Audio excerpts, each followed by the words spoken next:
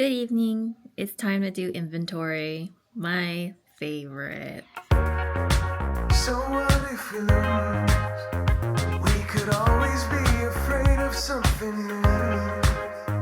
Cause we mostly feel the same. Somehow, nothing's new. I don't know what's gonna kill me, but I mean to.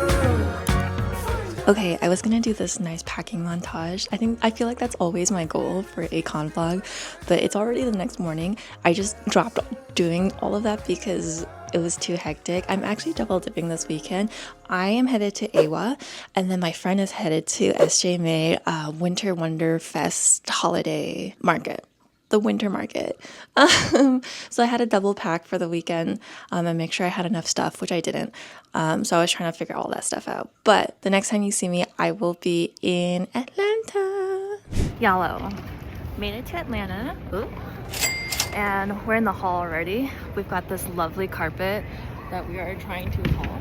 And then David was on my flight. He's up there. What an efficient man. We do be struggling out here. Come on, we got that. Okay, I'm almost done setting up, but this is what it's looking like so far. It's only a 6-foot table, so pretty small. I'm still trying to figure out the last few details, but also I can figure that out tomorrow morning. But also, hello, shout out to Paul and Melanie that caught me setting up. Thanks for watching my videos.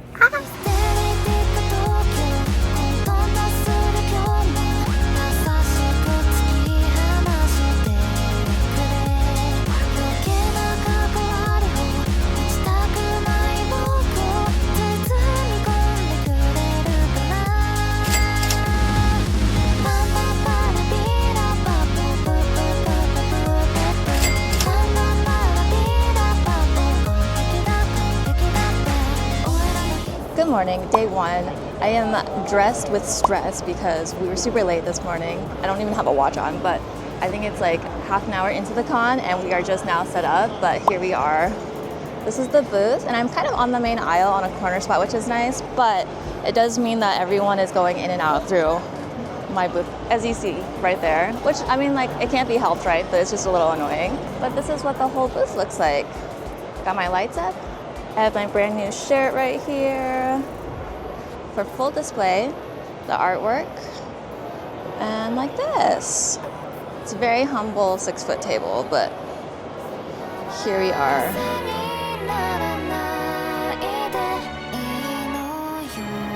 Then I got my soju print right there too, and my shirt. Thursday be looking like this. It's pretty empty. There's some people, but it's quite sparse.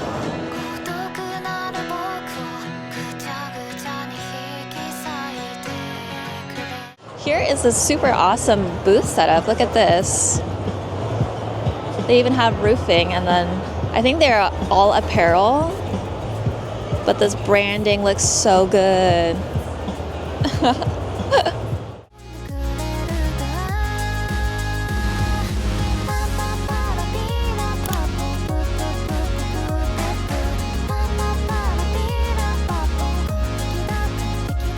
Oh my god, guys, I want to show you guys the stamp rally that I'm part of. It's so cute. It's Miffy's stamp rally. There's only 4 of us, and it's a $5 threshold to finish, so it's just 20 bucks. And then the prizes are so cute. They are acrylic pins, and I will throw up a picture of them up here on the screen.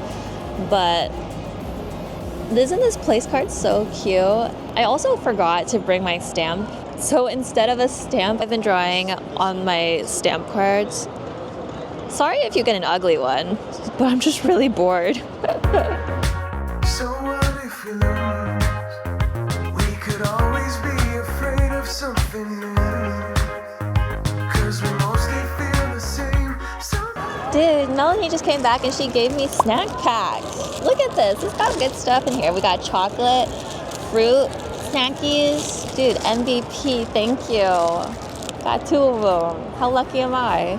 Okay, so I'm like by myself right now. I do have a helper, but Nick went over to the Bandage Brigade table and he's hanging out with Matt. And what they're doing, they are talking about magic cards and Pokemon cards, and they're going across to buy Pokemon cards. There's this guy selling Pokemon cards for like $2, and so every time they go over, he feels pressured to buy some. And then they've been apparently going back and forth, just buying Pokemon cards, being disappointed, and then going back for more. This is the gacha. Like gacha money, that's what it's called. But yeah, so I've been sitting by myself solo for a couple hours. Hi Joe, thank you for the cute sticker of your snake. She has a python. It's like a banana python or something like that. But I like that she added bunny ears because it makes it a lot cuter. I actually don't like reptiles that much. They freak me out, but this is the exception. And then shout out to the girly who just opened her shop. She told me that my videos helped her, like, get her shop open or something. I don't know. I don't want to take credit for it, but thank you so much for letting me know and congratulations on it. I hope this journey is great for you. Oh, and it's not an Artist Alley vlog unless I show you guys what I eat. So I got my classic pretzel. Look how much salt is on it. God damn. This plus a cheese. So I sent Nick to go get it for me because he's over at Bandage, and then I was like, bitch, I'm hungry. Can you go get a snack for me? And then he told me that the pretzel girl said like, oh, do you want a pretzel and a cheese? And then he was like, yeah, that sounds good. And then she was like, okay, that's $15. And then Nick was like, $15? $15 is a lot. That's a lot of money. But then she was like, he, JK. Glad to know that you're still awake because I would have taken your money. But I think it was like half that for this. But $15 for a pretzel? Goddamn, not worth it. This, look how much salt. I think I already said that. Sorry, I'm a little delusional. And I got my cheese cut. I love fake American cheese. Yum. Okay, I know I'm gonna get so bloated from doing this, but I just love eating the salt. Just each morsel one by one. This is kind of gross, but I just like the taste of salt. Okay, as you can see, he has finally, the prodigal boyfriend has returned. Nonsense, the 2 packs that he got. And he told me there's nothing good in there. What do we even have here?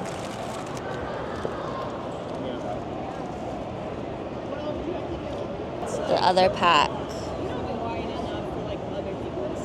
If anyone was interested. Visiting Shirley. Hi! Look how fantastic her booth looks. Like, it goes so high, and then I like the way that she has her mini prints displayed so like tall like this. And her stickers are propped up like this too, which looks really, really good. So I love how filled her whole table looks. Got some goodies.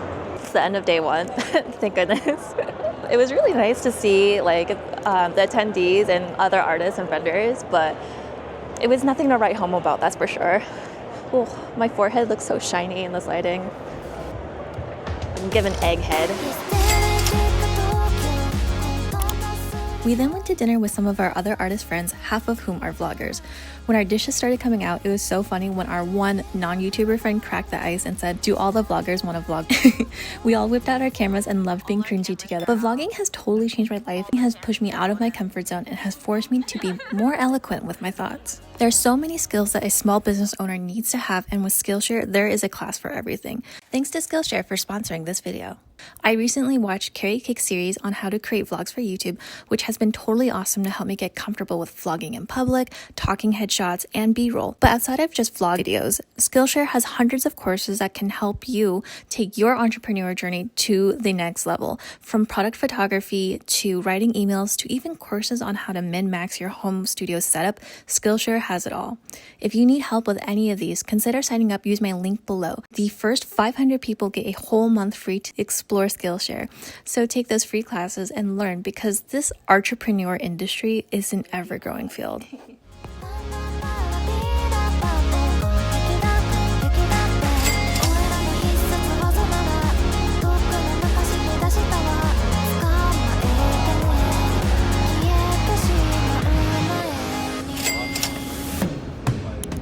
Good morning. Day 2.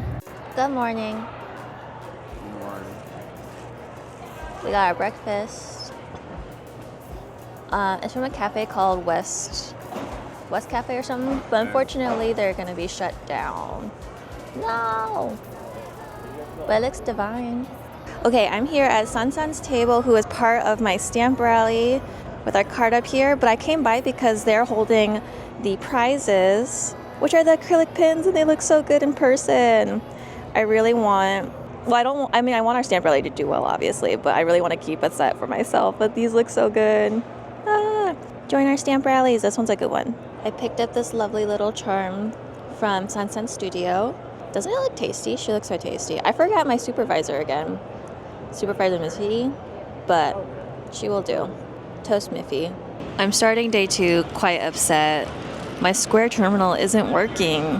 It's like stuck on this screen, and no matter how many times I've factory reset it, it will not stop rebooting to the screen. Like, I can't do anything with it. Luckily, I have a backup, like one of these things for the old school transactions, but like these are so expensive and it doesn't even work. Also, the con has been going on for about almost 3 hours. It's been 2 hours and 40 minutes, and I've made like 1 sale.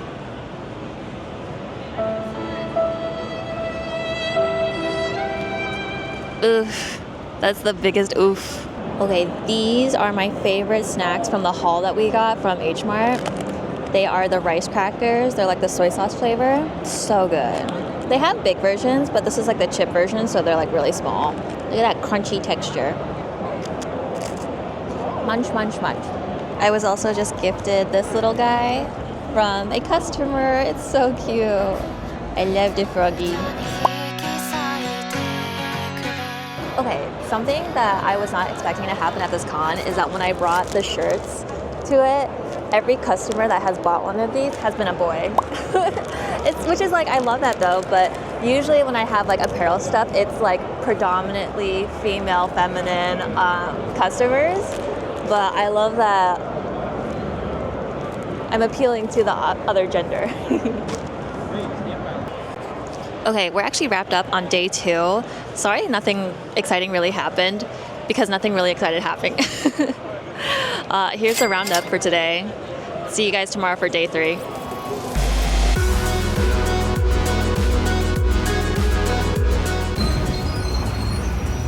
Out to dinner. So much fun. So much fun. We're staying with our friend, and this is Lily, the guardian of the house. Both of us are so allergic to cats, but she's worth it.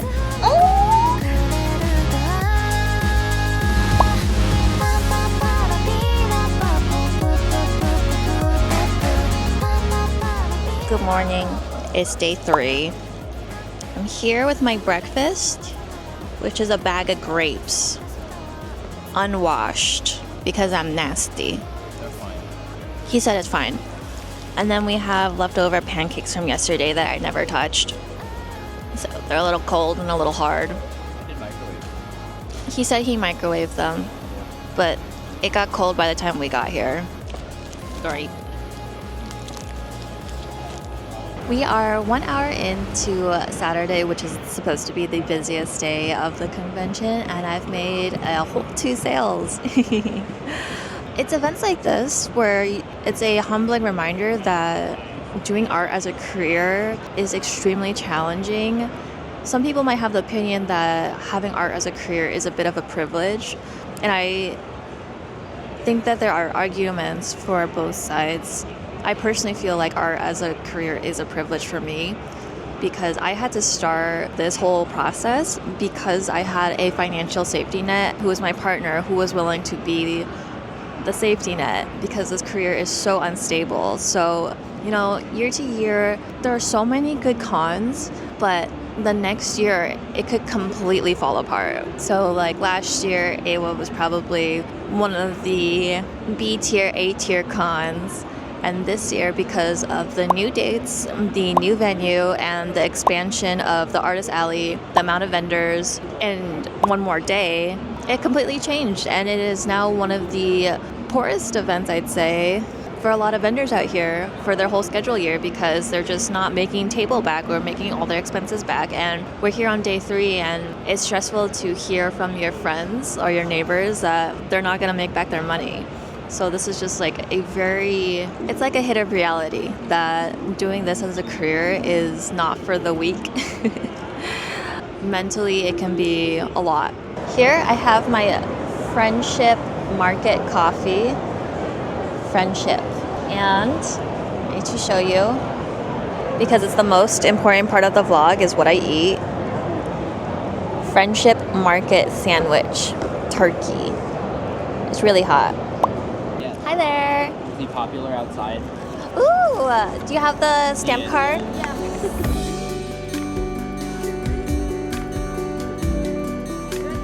And the garden one? Yes. And 4. Got you. Would you like to do cash or card? Sure.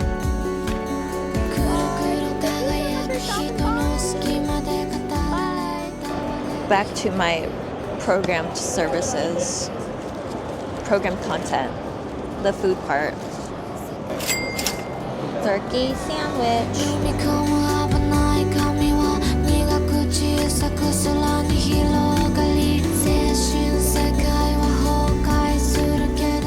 We are up close and personal right now because I am having a little bit of a moment. So for the last few hours, I've been like struggling a little mentally, just like wanting to be home where it's cozy and comfy, and like all the home projects that I want to do and clean the house and see my puppy and all that kind of stuff. And I was like, oh my God, this is going to be a really long weekend. Yeah, I mean, that's the other thing about being a con artist is that you are away from home for so long. Hi there. Okay, yeah, as I was saying, I'm a little homesick, but someone very special came up and said hi to me, and their name is Carrie. Hello, Carrie. You totally made my day. They came up, and I can't believe that they made this for me because I am an avid Miffy fan, and this is just like one of the sweetest things ever in terms of like gifts that people have given me. I'm blown away that someone put time and effort into making something like this for me. I always appreciate it, and this one just like totally lifted my spirits for the weekend. This one means a lot to me, especially since I forgot my Miffy supervisor, but she's back and reincarnated in a different form, and I can't wait to take her home. Thank you very much.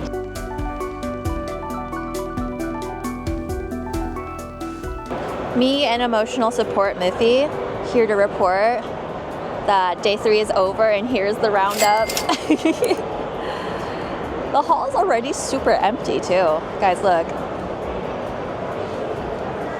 And it's literally like 2 minutes after closing.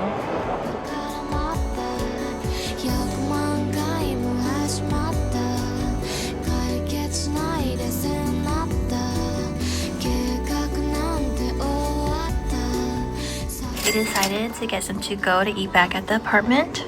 But look at this. Voodoo chicken, which is like a barbecue chicken over mac. Ah! Looks so good.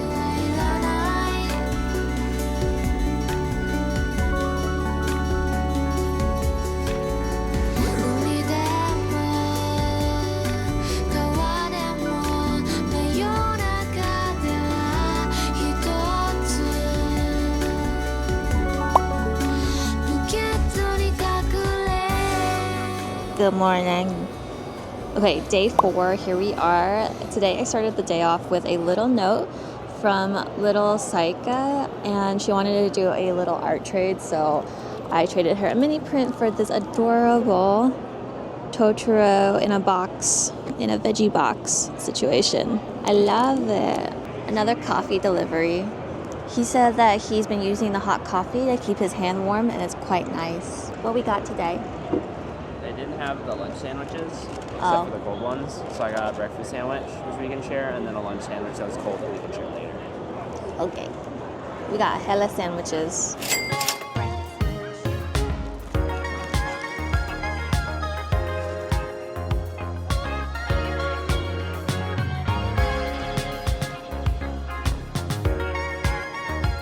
I've also collected these 2 freebie stickers from other vendors. This one's a little cursed, but I do like it. And then this one's just freaking cute. I do like him too. I think this is the day that a lot of exhibitors or other vendors are just like going around and talking to other vendors. So I've had a lot, like 4 in a row. But I collected another sticker. Hello, thank you so much for this. And it was just so interesting because I didn't get your name, I'm so sorry, but he was talking about how, you know, he's been on the scene for a long time, and there's a very distinct like difference between like the Artist Alley veterans who have been doing this before COVID, and then the people newer who are like me that are coming in after. It's kind of funny because he kind of calls himself a boomer, but he's only in his like early 30s, and I'm not that far behind. I'm 28, like I'm like right there too. So you're not old by any means. But he had a really good point. It's like the people who have like been doing this for such a long time, like the veterans who have been on the artist alley scene for like 10, 15 years, you know, are more stuck in their ways versus like they have a formula that like works for them and don't want to necessarily change that aspect. While as post-COVID convention artists on the scene, like it has just gotten so competitive in the sense that we're competing for spaces, not like necessarily against each other, but like, you know, you need different ways of standing out. I feel like it's just how your table looks, the kind of products that you offer and the fandoms that you cater to. It truly is, from what I hear from more experienced people versus myself who is newer on the scene, like completely different ball games now. But yeah, I think it was really insightful. And there's also like a shift of like cultures of like, you know, pre-COVID times versus post-COVID times, where there's a lot of people who, you know, often ask for straight up for like people's manufacturers, who they use, and like sometimes I hesitate to share exactly who I use, especially for bigger products, because newer artists might not have the same experience I have using the same company, and I don't want to be the downfall of that person. This is straight up a business, and no one is entitled to any information. I don't think anyone is entitled to anyone's money either, any customer's money. Just because you go to an event that was good doesn't mean that it will be good for you. And I think AWA is an example of that, where it used to be really strong, but now there's a lot of things that have changed. So you're not entitled as a vendor to success. It's something that you really work for. And I think that's an important lesson that I have learned and need to continue sharing about for newer artists on the scene. Today is not very eventful. There's a lot of conversations happening between like vendors stopping by at each other's booths and stuff, and there's a lot of art trades going on, which is really nice between artists, so I love seeing that. What's funny is that a lot of vendors are trying to trade out their heavier things, so like notebooks and like planners, anything that's like very dense, and they are trying to trade it out for like things that are much lighter, like enamel pins or just like a print or something, because we don't want to be spending money to ship things home. So it's just really funny to me. But yeah, I'm like ready to start packing up a little bit slowly here and there. And yeah, I would say because of all the really big changes of AWA from last few years to this year, AWA feels like a completely different con from what I've heard from more other experienced vendors. So if you're thinking about doing AWA in the future, definitely treat it as if it's a first year type of con. Even next year, I believe the dates are going to be pushed back even one more week, so the date's still going to be different. I'm imagining that the structure of the event is still going to be the same too, like 4 days in the same hall. So yeah, just this one's probably more worth it if you are local. It's still a little bit expensive though. It's not a cheap con to do. But yeah, I would say if you're flying in from out of state, really assess your risks and your expenses, because it's definitely in its growing pains phase right now. So yeah. The booth. This is what the hallways look like right now. We are 1 hour out from closing.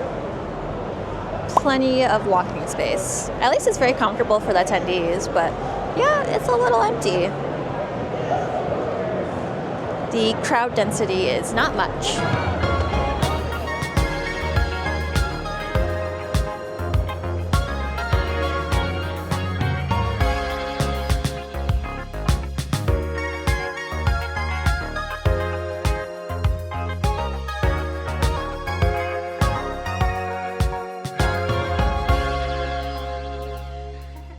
It's 3:59. We officially close in 1 minute. Me checking the time. Where's the announcement? Where's the announcement? Okay, I'm not waiting anymore. I'm ready to pack up. Okay, well, this is the very end, my last event of 2024. I can't believe it.